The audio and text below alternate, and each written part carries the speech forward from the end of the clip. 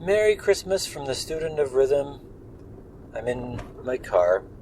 I'm driving through Trebizond, which is what I call this zone of Utah Valley that's kind of on the east, going up towards the bench, stretching from Orem up to American Fork, more or less. And I call it that for an onion of reasons, a gobstopper of reasons. And at the core is just that I liked the sound of the word. I must have encountered it before I saw it in an Edward Gorey book, but it really hit me when I was reading the Edward Gorey book, The Unstrung Harp, or Mr. Earbrass Writes a Novel. And there's a scene where this novelist is standing at a railing looking out into the gloomy evening, and random words are drifting through his mind, and one of them is Trebizond. And I thought, what a fun word. What is it? And I thought, it seems kind of like trapezoid. Well, yes, because that's basically it. So I realized that I learned about the place and the variations on the name that have appeared in different languages throughout time, and I thought, well, Trebizond is a nice form of it.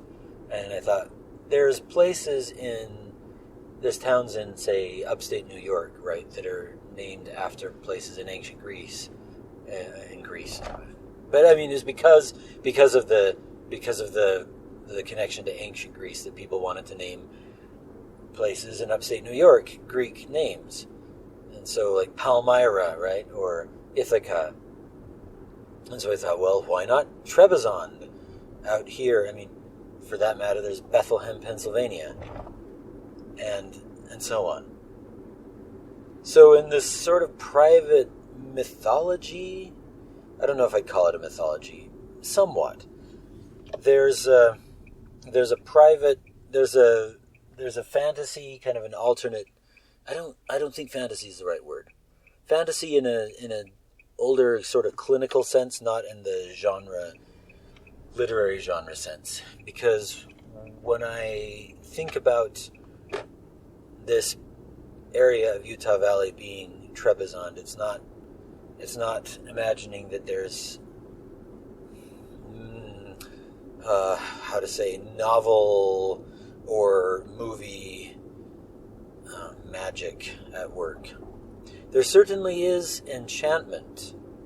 There certainly is enchantment that's radiating through the trees and the layout of how that house sits in its lot, nestled in among its little orchard, and how the view opens up looking out on the valley from up on the bench on the Murdoch Canal Trail.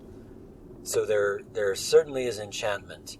There's I'm looking over actually at the Linden Temple, and it's right by the Murdoch Canal Trail, runs right by it. And so I watched it go up. I ride my bike along the Murdoch Canal Trail during the times of year when the days are longer. I've been trying to keep up a habit of riding my bike home all the way from work. It takes a little over an hour to get home. It's about a distance of a little over 12 miles. And I would ride by the construction site of the Linden Temple and we'd watch it progress. And something about it's an enchanting place. And to ride the trail is for me to steep in the enchantment that sort of exudes from the landscape. I really love this land where I live. And I've imagined it configured according to different worlds. To imagine it as Trebizond is to imagine only a slight divergence from the world that we know, as is the way of a lot of fiction. You write about, when you fictionalize even places that are known, even when it's not fantasy, you're still still kind of tweaking the fabric of reality a little bit, right? You're imagining a world that's somewhat diverged from the world as it is. And so to imagine this place as Trebizond is to do that. Now, I have written a novel which takes place partly in this area named as Trebizond.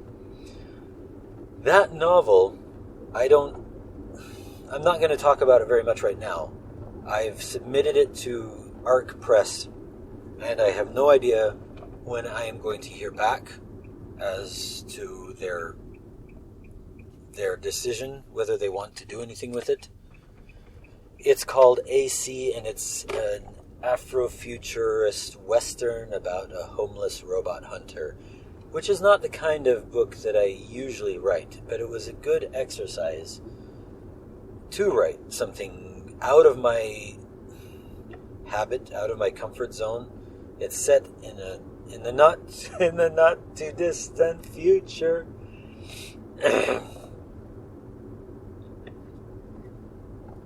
This part of Utah, a bit further south, actually, the land of my birth, Provo. In another of my imaginings, it has a different name. It has the name Tiban, and I have published fiction in which that figures.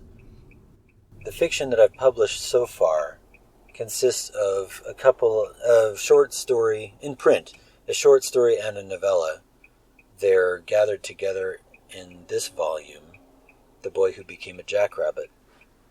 And the first one takes place in one of the federated polities that are clustered around Tiban, which is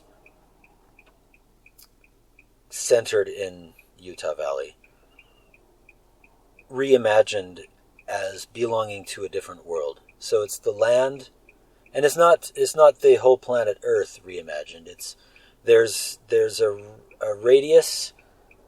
I don't know if that's the right word. There's an extent of land beyond the focal point of this land of Utah Valley, reimagined as being in a different world, different in terms of human language, culture, history, technology, economy, the interplay of technology and economy. How could that have gone better and better honored and more honorably and more morally occupied this land that I occupy and that I love so much? So, The Boy Who Became a Jackrabbit is this volume of this short story that appeared in print before, and then the novella which I self-published. And they both concern the coming-of-age experiences of a young man named Irla. I mentioned this to attempt to start promoting my writing, which it seems like I ought to be doing on this channel, even though I'm aware that this channel has hardly any visibility at all. But maybe if I get started on promoting my writing, I will get to where I don't utterly suck at it, because I feel positively allergic to promoting the fiction that I write, or anything that I write for that matter. Not too long ago, I was talking to somebody who teaches marketing for writers, and she asked me to tell her about this book that I published, and I totally froze. And she gave me this look. And she gave me this speech about how my time is short. But she said, "Look, you're a storyteller, right?" And I thought, not so fast. It's not that simple. She said, well, what do you think is really cool about what you wrote? What's the coolest thing in your book? And I desperately reached for some little minor detail that I thought was cool. But I don't write... What I write means a lot to me, personally, deep down, in a way that I haven't figured out how to bring out and talk about feeling free or safe to do so in a way that I would just be able to rhapsodize and tell you enthusiastically about it and get all... You know how a child will say, I wrote a story and it's about this and that and it's really cool. And I can't do that. Because I'm trying to do something that's more than just... I'd like to think that at my age, I'm doing something that's not simply a child's scribbles to be shown with zero self-awareness and for an indulgent adult to pat you on the head and say, isn't that nice, dear? Knowing that this exercise is about the child's emotional appetites for acceptance and encouragement rather than having anything to do with any actual merit of the work the child produced. I'm trying to produce a work with some merit, but at the same time, I'm also aware that the merit that I am thinking there might be, I'm not sure, that if there's some merit in my work, I don't expect that it's the kind that makes waves or that draws attention. So, briefly, one of the authors that I've gained a very great appreciation for lately is Walter de la Mare, English author of the early 20th century. Contemporary with Tolkien, contemporary with Chesterton. Chesterton mentions him. He wrote a poem about Chesterton.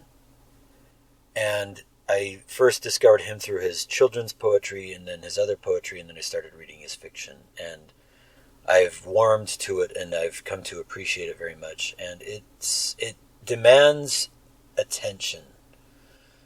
And it asks more of the reader than I think the modern market or tastes can bear. I think if I joined a new writing group and if I took a de la Mare piece and I've thought about doing this. I've thought about joining a writing group and taking a piece of writing from an author that I like and putting it in and passing it off as mine and seeing how they'll rip it to shreds.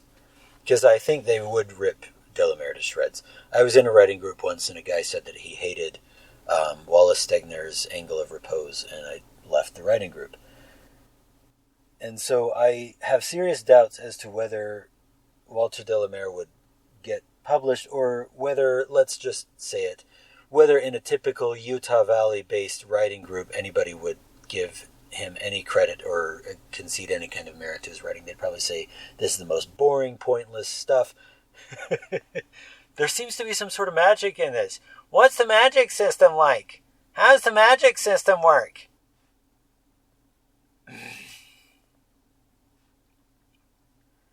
I'll tell you before I have to go. There's no magic system in my novels.